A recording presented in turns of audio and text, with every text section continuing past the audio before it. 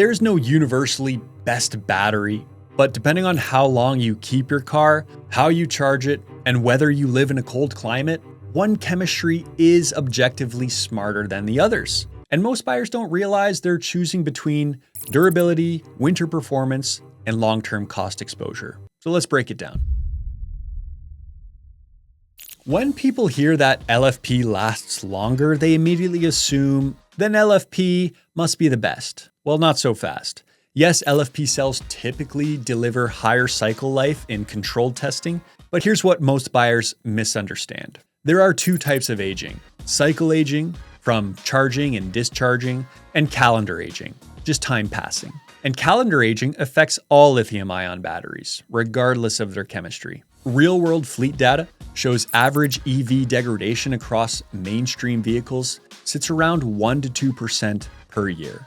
So if you keep your car 4 to 6 years and sell it, the longevity advantage of LFP may never meaningfully impact you. So the question becomes, if lifespan only matters for long-term owners, what matters more for daily drivers? Cold weather affects every EV. We already know that. Internal resistance rises, chemical reactions slow, and range drops. Natural Resources Canada, their winter testing shows EV range can decline significantly in sub-zero temperatures, but higher energy density chemistries, particularly NMC, tend to maintain stronger output under extreme cold temps. So that's one reason why most long-range trims in Canada still rely on NMC.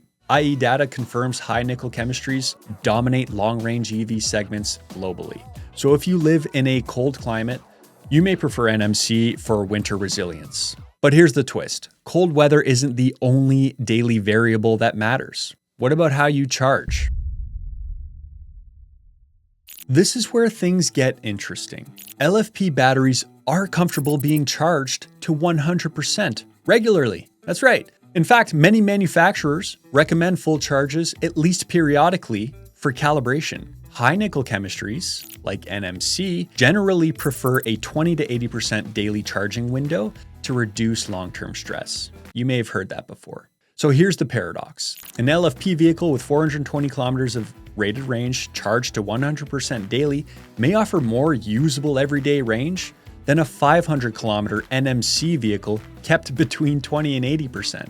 That's a psychological shift most buyers don't consider. The EPA confirms that rated range assumes full capacity, but daily charging habits dramatically affect usable range perception. If you're disciplined with charging, NMC is fine. If you want simplicity and maximum daily usability, LFP may feel more convenient. So now we've layered lifespan, winter performance, charging psychology, but none of that addresses the question that actually moves markets. What costs more long term?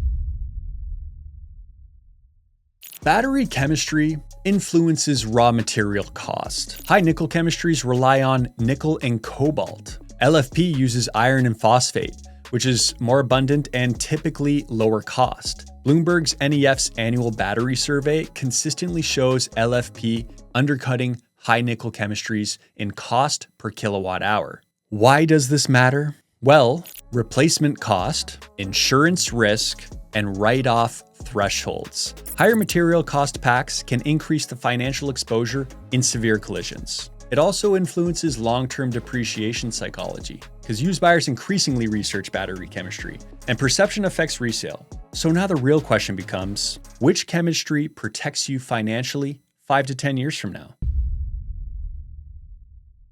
Once again, there is no universal winner.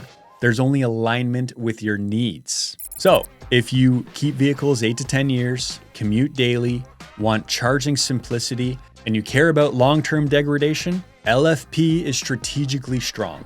But if you live in consistently cold climates, road trip frequently, want higher sustained output, NMC may offer better real-world confidence. If you prioritize acceleration, buy performance trims, want maximum output, high nickel chemistries dominate. Now zoom out. IEA production data shows LFP adoption rising rapidly in entry-level trims. While NMC remains dominant in long-range segments, the market itself is segmenting based on use case. And that's the decision nobody explains. It's not about which battery is best, it's about which battery aligns with how you actually use your car. But there's one more layer most buyers ignore, I would assume. As vehicles age past 8 to 12 years, replacement pricing and supply chain trends will matter more. If LFP continues scaling globally, its cost advantage could compound over time. Meanwhile, high nickel chemistries may maintain stronger premium perception. The next battleground isn't performance, it's long-term economics. And in part 3, we're going to look at how solid state and sodium ion could disrupt this entire framework, because the decision nobody explains today may not look the same in 5 years. Subscribe for part 3 and stay charged.